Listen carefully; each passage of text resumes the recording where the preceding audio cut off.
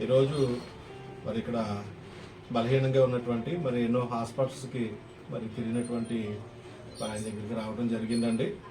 మరి ఆయన పరిస్థితి చూసి వారికి ఏదైనా సహాయం చేయలేనటువంటి ఉద్దేశంతో మరి వీరి దగ్గరికి వచ్చాం. ఆయన పరిస్థితి చూస్తే ఏం బాగాలేదు. అసలు ఆయన వివరాలు ఆ తల్లిగారు చెప్తారు. అమ్మ, ఏం జరిగింది చెప్పండి.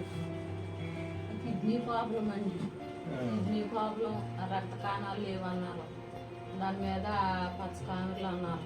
దాని మీద మళ్ళీ చలి, జ్వరం, ఇంకా దాని మీద ఇంకా ఈ రకంగా కళ్ళు కూడా బాగా, ఆ కళ్ళేమో మన ఆకుపచ్చ రంగులో ఉన్నాయి. అదే పచ్చకామెర్లు అంటున్నారు.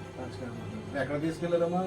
అంటే మేము ముందు అక్కడ ట్రీట్మెంట్ తీసుకొని అక్కడ అవన్నీ చేయించుకొని హాస్పిటల్ నుంచి తీసుకొచ్చామండి. అది అన్నీ చూసి మరి జ్వరం అయితే మరి మాకు తెలుస్తాం లేదు ఎలా పడుతుందో జ్వరము. కానీ అన్ని మటుకు నార్మల్లోకి వచ్చేసాయి, తగ్గిపోయినాయి. కాకపోతే ఈ చలి జ్వరం అంటే ఎలా పడుతుందో మాకైతే తెలుస్తాం లేదు. మరి ఇది ఎలా పడుతుందో మరి ఏంటో, మరి తగ్గిపోయినట్టు తగ్గిపోతుందో మళ్ళీ ఒక రోజు ఏరుతుంది, మళ్ళీ ఒక రోజు రావడం లేదు, మళ్ళీ ఒక రోజుకి మళ్ళీ వచ్చేస్తుంది. ఎక్కడ ఏ హాస్పిటల్ తీసుకెళ్లారమ్మా? కాకినాడ హాస్పిటల్ తీసుకెళ్లారు. అన్ని చెకప్ చేశారు, అన్ని చూసారు, అన్ని బాగానే చేశారండి. ఎన్ని రోజులు ఉన్నారు హాస్పిటల్లో? మేము అక్కడ నెల అయిందండి. నెల అయింది. నెల పొడుగు తంతా వాళ్ళు ట్రీట్మెంట్ చేతనే ఉన్నారు.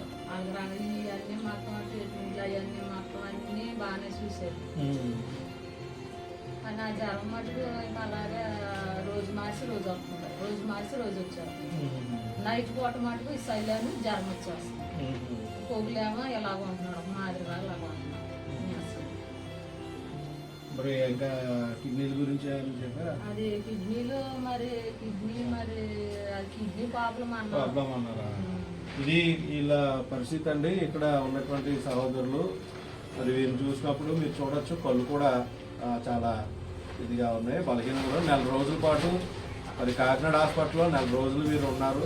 చాలా ఇబ్బందికరమైన పరిస్థితి. మనకు తెలుసు, 2 రోజులు హాస్పిటల్లో ఉండాలంటేనే చాలా ఇబ్బందికరమైన పరిస్థితి.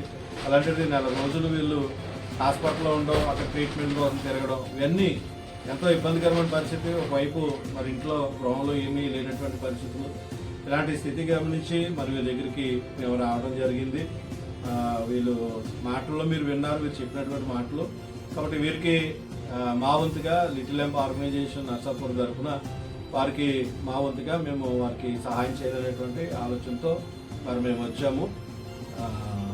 వాటిని వారికి ఇవ్వడం జరుగుతుందండి. మా వంతుగా కిరాణా సరుకులు వారికి ఇవ్వడానికి వచ్చాము.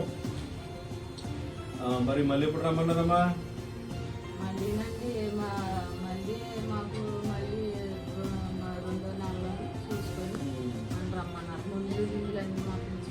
మరి ఆ ఖర్చు అంతా మీరే హాస్పిటల్ ఉందా? అంటే ఆ మందులు కానీ టానిక్లు కానీ మాకు టానిక్లు కానీ అన్ని మొత్తం వాళ్ళు ఉచితంగానే చేశారా?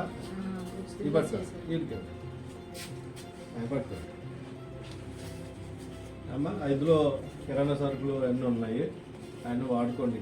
మా వంతుగా మేము ఈరోజు వీరున్న పరిస్థితులను గమనించండి, తెలుసుకుని నెల రోజులు హాస్పిటల్లో ఉండటం మామూలు విషయం కాదు, మనకు తెలుసు. మరి ఇవంతా వాళ్ళు సహాయం చేసినా మరి ఇక్కడ కుటుంబ పరిస్థితి, ఆర్థిక పరిస్థితి మరి ఏమీ లేనటువంటి పరిస్థితిలో మరి వీరి దగ్గరికి రావడం జరిగింది. వీళ్ళకి మా వంతుగా వారికి సహాయం చేయడం జరిగిందండి. అమ్మ, అవి ఉంచుకోండి, అయ్యారు అవి ఉంచుకోండి, ఇంట్లోకి ఖర్చు కింద మీరు ఉపయోగించుకోండి అమ్మా.